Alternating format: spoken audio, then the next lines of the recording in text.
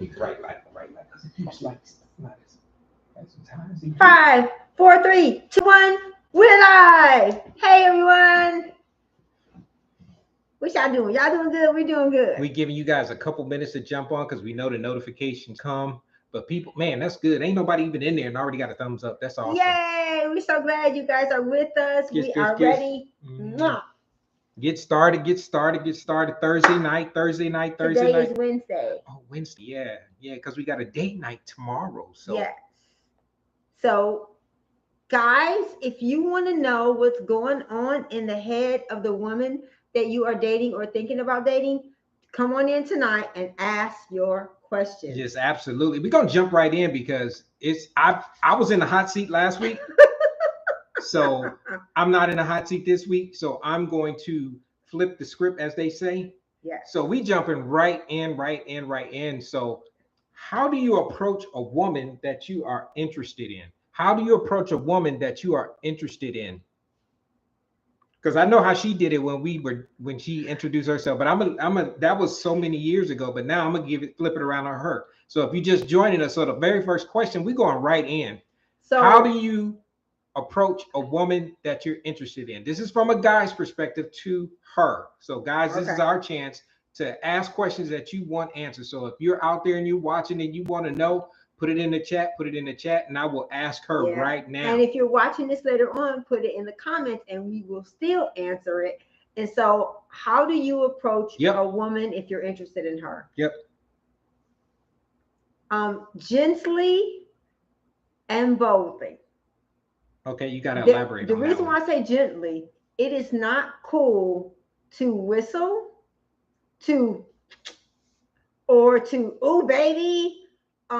Those are not gentle ways to approach a woman. So when I say gently, respectfully, hello, how are you doing today?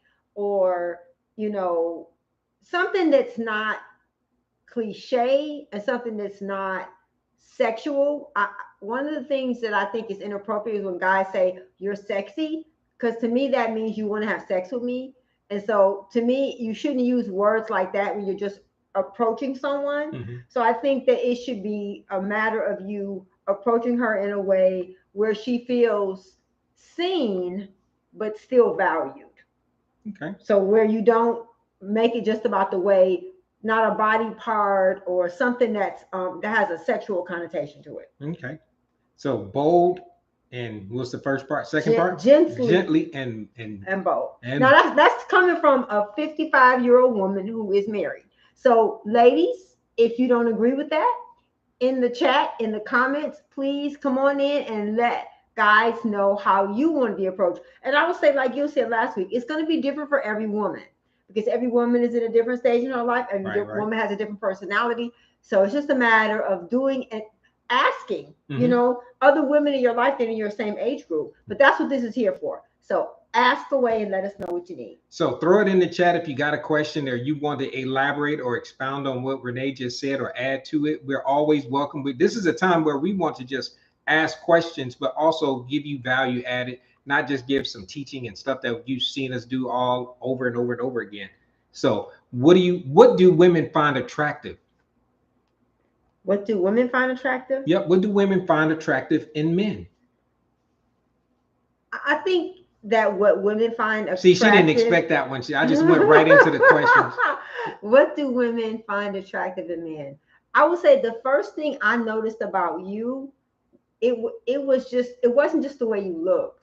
It was it was the way you walked into the room. But it was a combination of the fact that you had a beard at 14. I didn't have a beard. It was a mustache. It was a mustache. I know I got the goatee now, but it was just a mustache. But he had a mustache at 14. How many of you ladies like facial hair?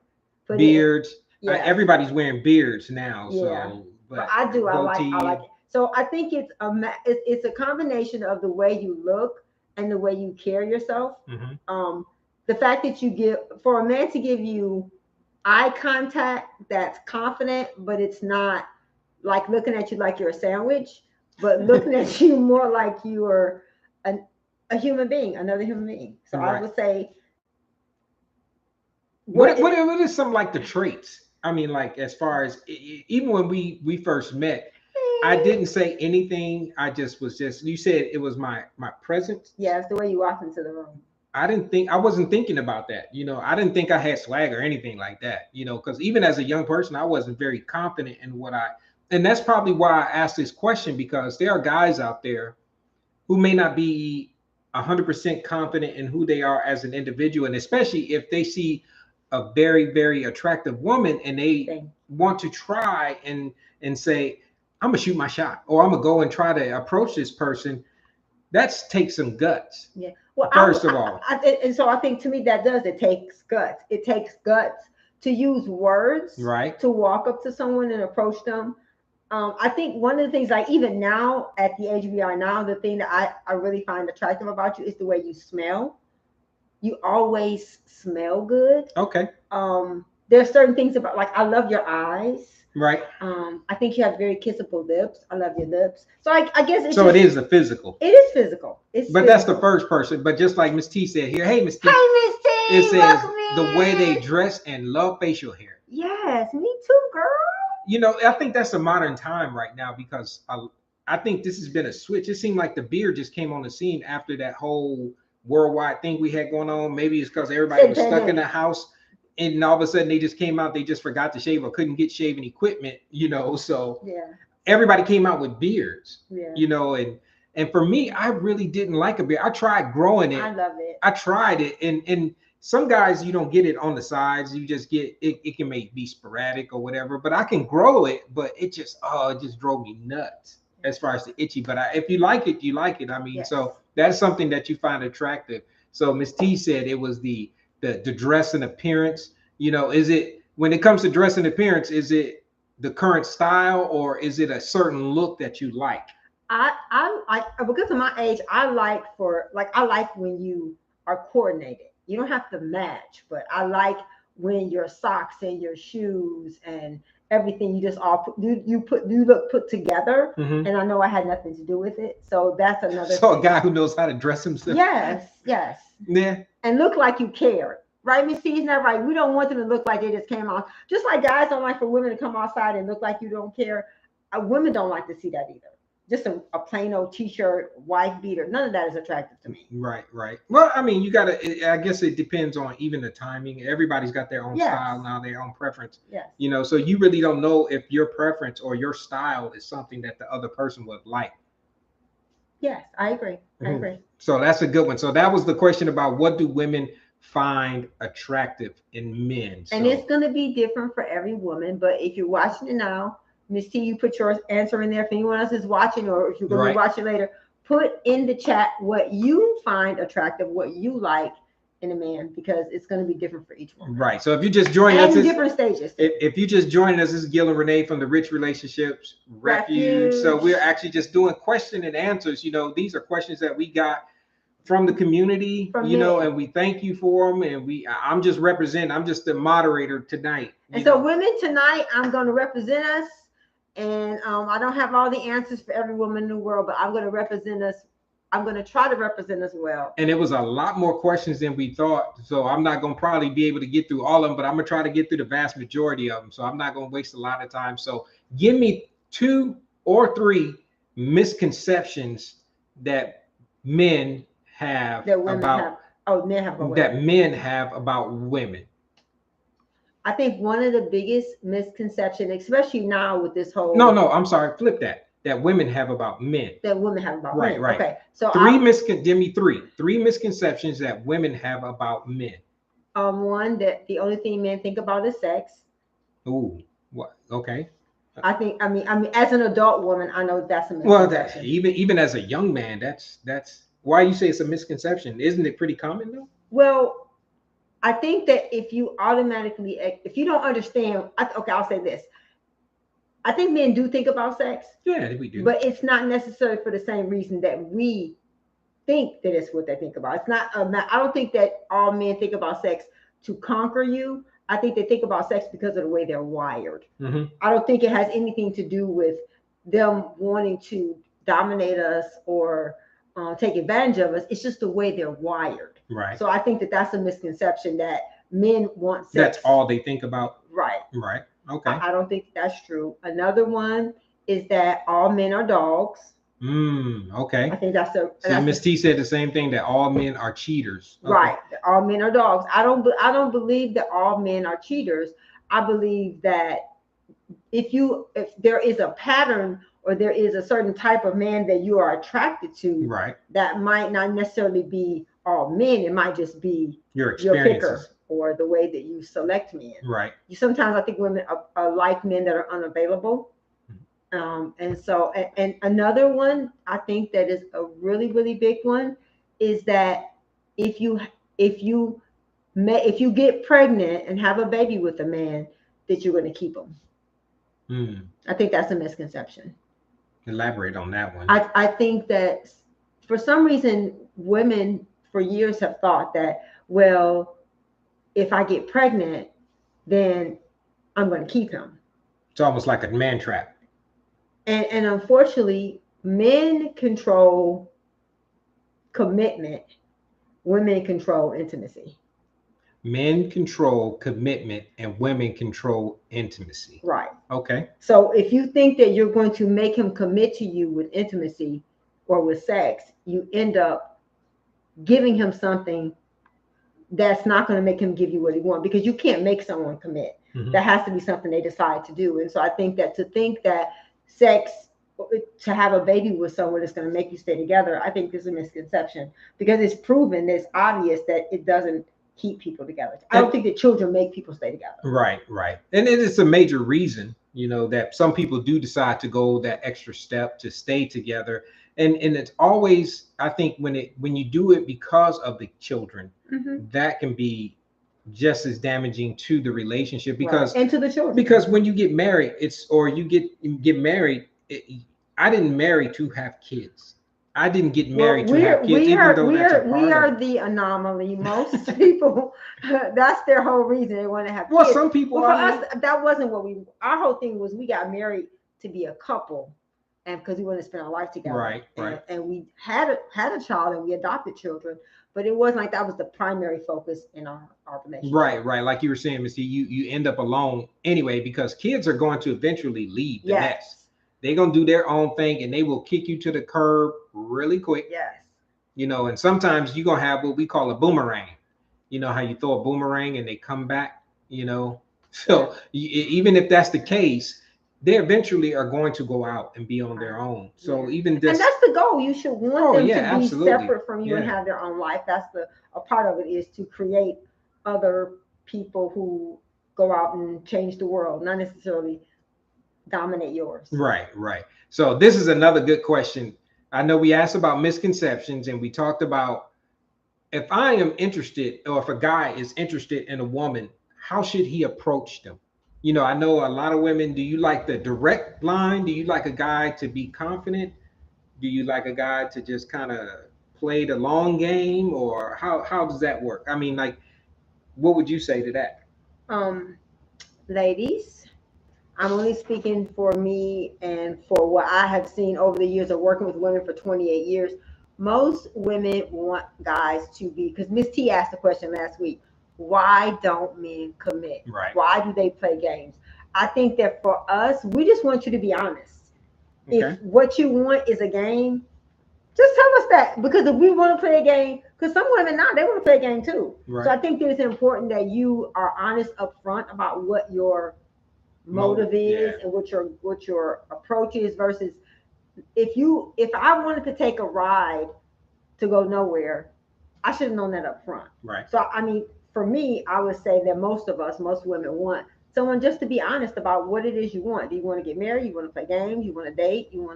What is it you want to do? And I think even in this day and time, that's a handicap, because sometimes people don't present themselves in the right light at the very beginning. You always want to present yourself in the your representative in the best light as possible, because it's a new connection or it's a new establishment.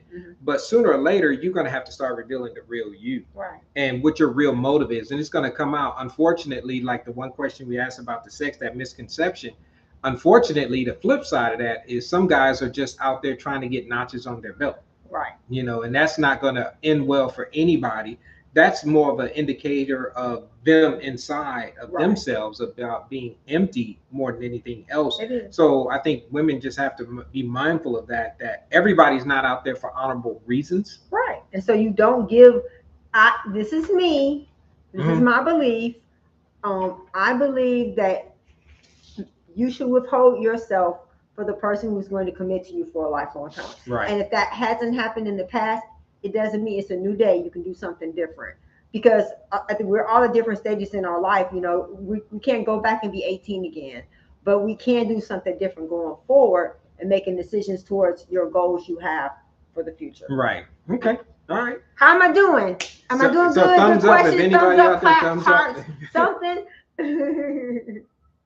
All right, so this is another one. This is one that I think is pretty common, and you should start out in this area, but hopefully you don't stay there. How do you navigate the friend zone with the woman that I am attracted to? So how do you navigate the friend zone with a woman that I am attracted to? Well, we were friends. Yep. And I think Gil was trying to put me in the friend zone.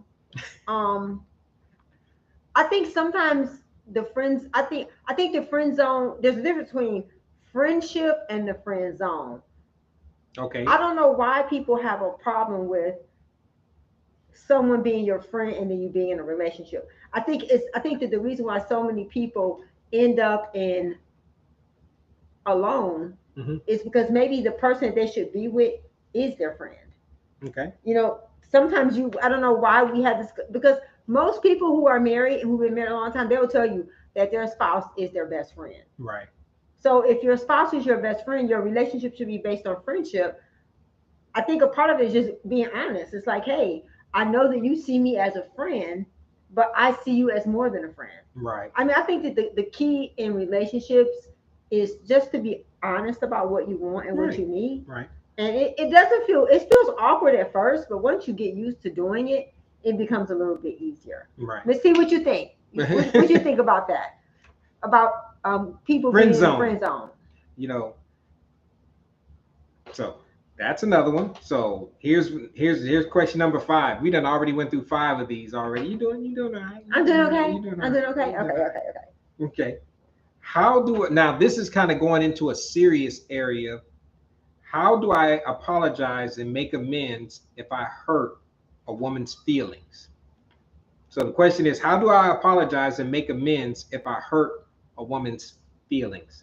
So let's make the assumption this is somebody they're in a relationship with. Okay. Not generalize it, because you can be rude to somebody on the street or whatever. Let me modify it a little bit, that if you're in a relationship with this person, how do you make amends for it when you do something that causes a problem or you hurt their feelings? Okay, ask the question one more time. Okay. How do I apologize and make amends if I hurt a woman's feelings?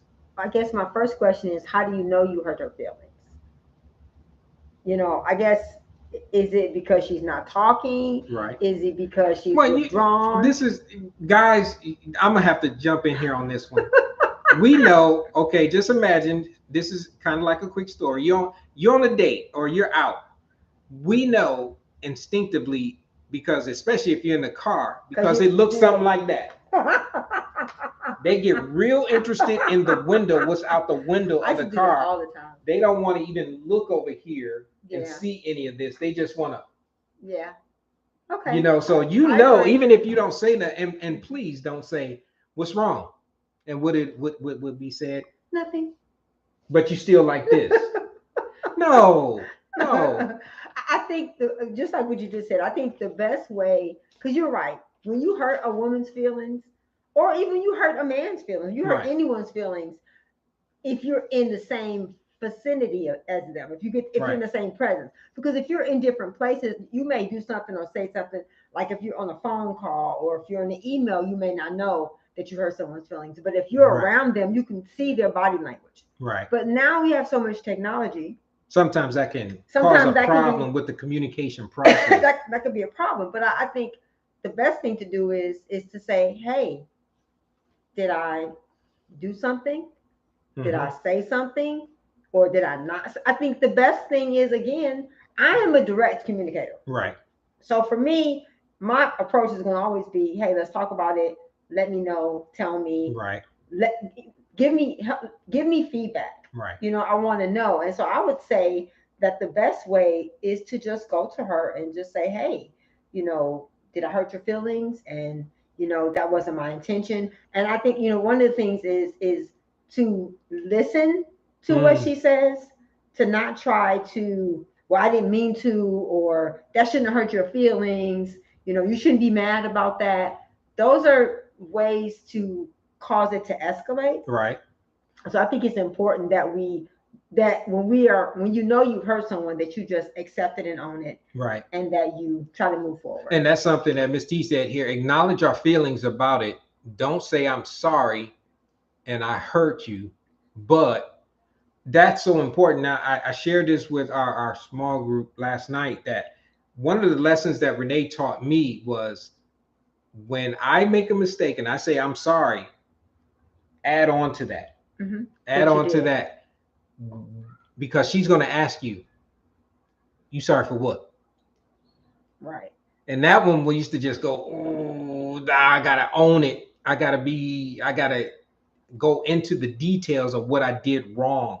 Right. So that's something. So I would say, just like you were just saying about being honest, that's something that you have to elaborate on. And then the second part of that is to ask for forgiveness. Right. I think that sincerity will come across if you really, really mean what you say. It's going to come across in the response. Yeah. And we know when. I think that as a woman, Mm-hmm. intuitively, you kind of know when someone is really sincere and when they're just blowing you off. Mm. One of the ways we know you're sincere is that you don't just say, I'm sorry you feel that way. Ooh, ouch. That is like, oh, okay, so you're sorry I feel that way. Not that you made me feel this way, or not that you contributed to me feeling that way. So I think a part of it is just understanding that women, me and Gil talk about this a lot, women feel and men think. Right. And so I think that, sometimes as men, you have to learn how to turn your brain off and get in touch with your feelings and see it from the emotional way women live, and not just see it from the logical way. Right. So to carry on with that thought, though, how do you actually resolve a conflict? So this is something that, if I hurt your feelings, elaborate on that one. This was a question that actually came up, that, okay, now that I know I hurt your feelings and I'm saying I make now, how do you actually give me some effective ways to actually resolve conflict? Well, I think it really depends on the person, because everyone's personality is different. And when it comes to conflict, some people need time to really work through it, and they need some time to kind of think about it. And then some people, when it comes to conflict, they want to deal with it right then. But I think that it's important when you're dealing with conflict is to really know what was the source of the conflict. One of the things we talked about was conflicts are not bad until they become personal or they're left unresolved. Right. And so I think it's important that we understand that when a conflict happens, it doesn't mean that you're bad or they're bad. It just may mean that there's something that you want that the other person didn't give you. Right. And so I think a part of resolving conflict is realizing that conflicts are going to happen. And so you need to have a plan for how to resolve them quickly. Because to me, that feeling you get when you know that there's a conflict that's unresolved, and I guess the best way to resolve it is to own it. It's kind of hard to be mad at someone when they say, I was wrong, that I hurt you. That was not my intention. It's kind of hard to be mad at someone when they own it. It's easier to be mad at them when they don't accept responsibility for what they do. So I think the best way to resolve conflict is to have a plan to resolve it and to understand that it's going to happen. And if I can add one thing onto that, the crucial part, even in this, is listening. Yes. Because so many times couples will want to just get their part out. They want to just say their piece or to say their part, but you have to not only get understanding what the real issue is, but you also got to be listening to really detect what the problem really is. Because if you're not listening, you're going to totally miss it. I agree. So that's a good one. So kind of, these are the heavy ones right now. So we just going into them. So what are some common deal breakers for women? What are some common relationship deal breakers for women? And I think you mentioned one of them already. Somebody said dishonesty, but I'm sorry, I don't want to add, but I'm gonna let you answer. Well, I think when you all the years of me working with and dealing with and hearing women, reasons why relationships split. Right. Cheating. You know, infidelity or feeling like you're not the priority, you know, feeling like somebody else. And it could be cheating, not just with another woman. It could be that you're not prioritizing her over your mom. Right. You know, having a proper perspective about where your mom should be in the relationship, that could be an issue as well. So it's just a matter of just making sure that she feels like she's the priority. And speaking about priority, so that's kind of leads into this question. How can I encourage and empower the woman in my life? One of the things that I appreciated that Gil did, because him and his mom were really close, and one of the things that he did that really just made me feel prioritized was his mom was talking, and we were talking about naming our daughter, and and I wanted to name her Erin. Wait, I gotta set it up because y'all gonna think I'm just a smart mouth or whatever, because it's not. My mom has always encouraged us to be open about how we feel and what we think. She encouraged you to just say what you thought and what you felt. So she was very progressive in the sense that sometimes where people would get a smack in the mouth, we didn't get that. My mom wanted us to just talk. So, but go ahead now. I'll let you finish. So we were talking, and I was saying, you know, we wanted to name her Erin, and she said, "Oh, I don't like that name. I think you should name her." She said another name. I definitely don't like the name she chose. And I said, "No." And Gil was like, "Mama, we are naming our daughter what we chose because she's our daughter, and my wife helped make the decision. So the decision's between me and her."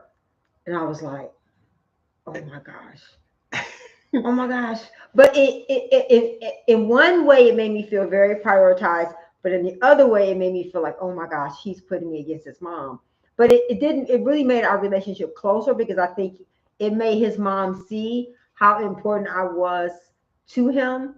And I didn't have to do anything. He did it. I think it's important that if you carry yourself the right way, right, you let him deal with his family and I deal with my family. It's not for me to try to tell his mom anything. So I think a part of it is making her feel prioritized in your interactions with your family, your time, your resources. Those are ways that you make the right, or the person you're in a relationship feel prioritized. Good. Okay, cool. So if you got a question, anybody who's online right now, if you got a question you want to throw in there, I got a list of them right here. So yeah. I'm just asking the questions representing the guys that want to ask women. So I'm just putting them out there right now. You have questions, you got one, put it in the chat. Or later on, put it in the chat. Or even ladies, if you got a question, you want to do it. So how can I better understand a woman's emotion? Is that possible? My husband says that we are an enigma and a quandary. Wrapped in a quandary. Yes. I think one of the things you said, and you've been saying it a lot, is to listen. I think one of the best ways to understand women's emotions is to listen to what we talk about. Because the Bible says, out of the abundance of the heart, the mouth speaks. Oh, yeah. And what we talk about are the things we care about.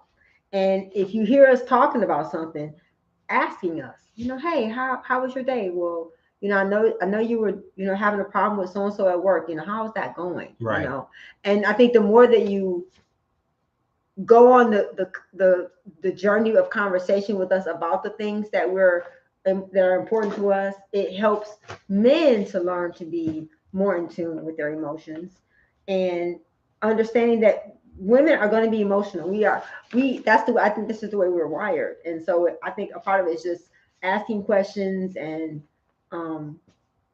not trying to fix things, just listening to understand. Okay, cool. So I won't even add anything to it. I'm just letting her answer for the guys. So don't listen to respond, listen to understand. That's right. That's somebody put it in the chat. That's true. Awesome. Very, very true. Thank you. That's very true. What's the key difference between men and women in relationships and how they view them? Is there one? Yeah. Okay.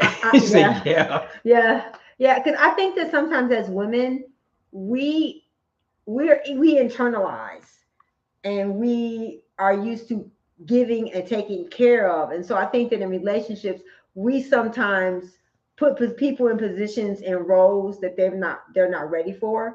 So we begin to treat someone like a husband when he really just wants to be a boyfriend. And so I think that women are more likely to commit and to bond and to I think take ownership of Right. the relationship and the other person, whereas men are not as possessive, or they're not as concerned about it being us being a unit.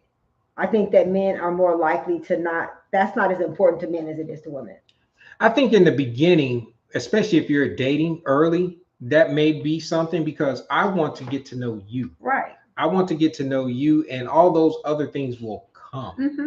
So maybe as the relationship is established and it moves further down the road, other things take priority and take precedence, and that's when it's something that you open up to later. Yeah. So I think that the way the men and women are different is that we think different, we operate in relationship different, we prioritize each other different. I think that women are more likely to be committed because of the way we're just wired, versus whereas men are less likely to be committed. So I think that's just being mindful. I think because we know that sometimes we can be emotional and we commit early. I think that we have to earlier in the relationship. Yes. And I think that women mature sooner than men. So I think that we may be seeing the long game. I would have to say, I think women mature emotionally. Yes.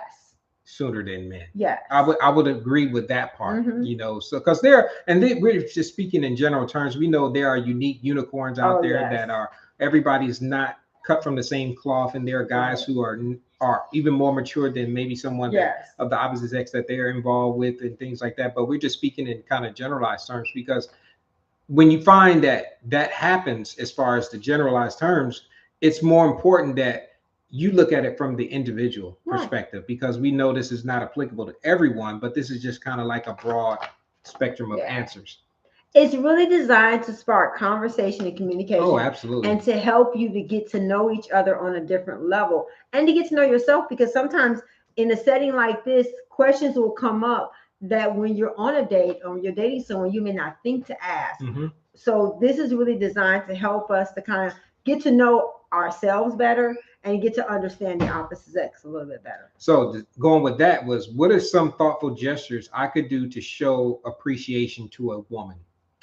It depends on if, like, the 5 love languages: words of affirmation, gifts, quality time, physical touch, acts of service. That's fine. That's all of them? Okay. So if depending on what the person likes, it depends on that person. Yeah, go ahead. So I think for me, I would say, for me, it's in the beginning, I think that you do all of those. So I think a kind gesture, which will be for one person, is going to be different from another person. But I think that trying to do all 5 of those and seeing which one that they respond to. I always think about it this way: when you're dating, when you're first starting out, you're hitting all of them all at one time. Affirmation, quality time. You're doing them all. But what tends to happen over time is it starts dropping off. Right. You stop doing the gifts. You stop doing the quality time. And the one that you stop might be the one that matters. So I think it's important. It goes back to communication. And it's like, hey, I really like when you do, like, one of the things for me, like, my love language is words of affirmation. So I have always, like, given Gil cards and wrote him notes, and he was like, another card. I was like, oh no, what am I gonna do with all these cards? And then I never know what to do with them afterwards. And then later on, we learned that, oh my gosh, but when he said that, I said, oh, you don't like cards? Okay, I won't give you cards. And so a part of it is that there are tools out there now that make being in relationship with other people, the opposite sex, a little bit, you kind of get to go into it with a lot more insight, and so I think a part of it is just, again, it's asking, hey, what are the things that we're doing so far that you really like? So we appreciate you guys hanging out with us. We've been going straight in, because most of the time we'll just talk, but we want to get straight into the questions that people are asking and bringing you some responses to these questions on this episode. So we appreciate you guys. The Q&A. So, gentlemen, we said it. Are you ready? So this is another one. Believe it or not, we done went through quite a bit of these. So how do you maintain work-life balance in the relationship? Oh, this is a really good Especially question. if work is more important, because guys, we tend to be more focused on career because we're trying to provide. So I can identify with this question, because I think that's a part of the makeup of a guy. Yeah. He wants to go out and just work hard and achieve so he can provide for his woman and his family. But go ahead. Well, I think that in this day and age, because there are so many single moms, Mm-hmm. I think that women have been put in a role where they have to be able to do that as much as men do. Right. And I don't think that, like you said, we're more emotionally mature, but we are also more emotionally driven. And so I think that we burn out more because we don't prioritize rest. We don't prioritize self care. We don't prioritize saying no, because we give, give, give, give, give. And so I think the best way to prioritize a work life balance is to realize that if you don't take care of you, then you definitely can't take care of everyone else. And the best way for you to take care of everyone else is to spend time with yourself. Spend time, reading your Bible because that helps you mentally. Spend time, walking because that helps you physically. Spend time writing because that also helps you to grow. So you have to have something that you do. As much as we give to other people, we have to make sure we're putting something back into ourselves. So I think that you have to prioritize it by physically doing it. Cool. That's a good one. So this one, I'm gonna read it just like they sent it, but you can elaborate on it and see if you can navigate and pull something out of here. How do I navigate cultural and society differences when dating in a relationship with a woman?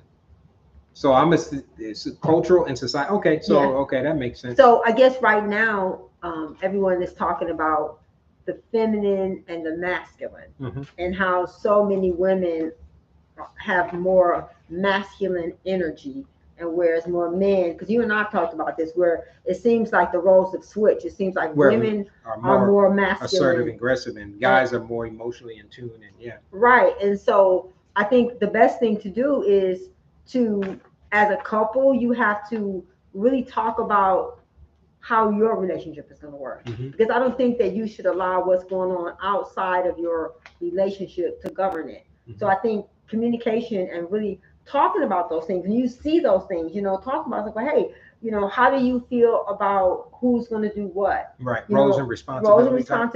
Okay. How does it make you feel if when I bring things to you? What's the best way for me? What's the best time for me to talk to you? So I think it goes back to, you have to really, as a couple, you have to make sure that you're not allowing what's going on around you to change the way you do things. I think a part of it, you just have to talk and ask questions and be open to listening to what the other person has to say, so that your relationship is working for you. Okay, cool. I won't add nothing to it because I'm. This is all your questions, so I'm just reading the questions, y'all. Chivalry in the modern dating of relationships. How do I do it today? Chivalry. Do we even know what chivalry is? I would probably equate it to some of the old school stuff. A guy opening a door for a woman. Yes. That's probably one of the first things that comes to my mind. Those cultural, and that kind of goes back to the other question, the culture and society difference. Back in the day, I'm talking 50s, 60s, 70s, 80s, or Mhm. maybe 50s, 60s, 70s, where guys would be more of a masculine role and a responsibility. They would, like I said, the best example I could give is just opening the door for a woman. There are just certain things that guys should be doing to their woman. Yeah. So, And like open the door, or if you see a woman with a heavy bag, or if you see her in the grocery store and she's trying to reach up really high and she's really short, or just I think not just the door in a restaurant, opening the car door. do women even like that anymore? I do. I mean, that's just a question. Do women Ladies, like for do you guys to like open for the door men for to them? open the door for you? Do you like for a guy to take you out to a restaurant and he makes the attempt to pay the bill first? Okay. Right. Because I think, and that is all, to me, it should be, I believe that if you ask me out, then you should pay. Right. Whoever asked the person out. And so, yes, I would say the chivalry, for me, I think is something that is very needed, and I think it's a very important part of a relationship. But I also think that there's things that women should do that maybe in this society, like the word submission, Mm-hmm. it's like a bad word now. Right. But I think that those things are things that can be good in a relationship. They can be healthy in a relationship. Okay. Yeah. So that's the vast majority of the questions that we got. We've been doing it for 40 minutes, y'all. Because Renee had a game that she wanted to play. Did you want to do that, Sarah? But So go ahead. What I'm going to do is, okay, so. Man, she's pushing me, y'all. I'm She's sorry. like, I'm sorry. So if you guys watched last week, we always said we're going to talk about our date night. So last week we talked about what is a good date night. And so what we decided to do for our date night last week was we had a cozy night in and we watched a movie and I made what? Better than the restaurant. So if you remember from last, no, I cannot remember. Yeah. Better than the restaurant, whatever it was. Well, actually, I made Chinese food. Yeah, egg foo young. I made egg foo young, and so that's what we did for our date night. We did a cozy at home. Some of you guys, we've been talking about it throughout the week. Some of you guys said you guys like fancy dinners. So as a couple, or even if you're single, find something that you would want to do and enjoy doing it, and then we'll talk about it. So that's what we did last week. We are going to date night tomorrow night. That's why we're doing this tonight. That's why we're here tonight. But we're going to play a game, and we're going to probably just ask a few of the questions. We got some really good ones. The name of the game is Have You Ever? So have you ever? Yes. Okay. And so the way we're going to do it. I know nothing about this, so I'm going to participate just like you guys. The way you do it is, since we're going to be doing it virtually, what we're going to do is I'm going to ask the question, and then the way you're supposed to do it, my sister will explain it. You're supposed to have your fingers up. Okay. You're supposed to have your fingers up. But since we're doing this, and it's going to be on our podcast too. You can use this in your relationship. Yes, you can use it in your relationship as an opportunity for you guys to talk. And if you're listening on the podcast, we're going to put numbers in. Instead of using your fingers to show it, you can go with just numbers. Keep score. Okay. Yes, keep score. So the first one. So if you haven't, you are going to put a finger down. Okay. My sister said they also did it where never. I always get that one confused. Never have I ever. Okay. We're gonna do the first one. Okay. Never have I ever planned a date night for my spouse. No, you're supposed to put I've done that. Oh, okay. So never have I ever spent an entire day in our pajamas together. No, I don't do that. It's hard for me to just lay around. Yeah. Never have I ever participated in a fun hobby or activity as a couple, like painting or hiking. Like pickleball? No. Painting. No, we did it. We did that. Okay. Never have I ever written down our shared goals and dreams for the future. Never have I ever planned a surprise romantic picnic. Picnic? No, I don't think I've done that one. Never have I ever read a Christian book together and discussed its insights. No, we've done that. Okay. Wait, can I go back? Yes. To which one? Does a restaurant count as a nice instead of a picnic? Can it be a nice restaurant? I didn't say picnic. No, you said picnic. Picnic, so, ants and eating out on the grass. No. So if you guys are playing, is put your numbers in the chat. Never have I ever gone on a mission trip or volunteer. I'm not called to the mission trip. I'm just being honest, y'all. Never have I ever had a costume party with my spouse. Does those outfits that we wore on Christmas count? She gave us something. You know how you got the onesies? It was a big onesie, y'all. And it had horns. It was like reindeer onesie. Does that count? Does that count? If y'all want to see that picture, no. Put that in the chat. No, you don't want to see that picture. Okay. Never have I ever given my spouse a surprise gift just because. No. Never have I ever fasted and prayed together for a shared intention or concern. Well, we've done it. Yeah, we've done that. Mm-hmm. Never have I ever participated in a worship or praise session at home as a couple. Yeah, we've done that too. Okay, two more. Okay. Never have I ever let God's presence and guidance during a challenging time help our relationship. No, it's still good. Okay. And one more. Okay, one more.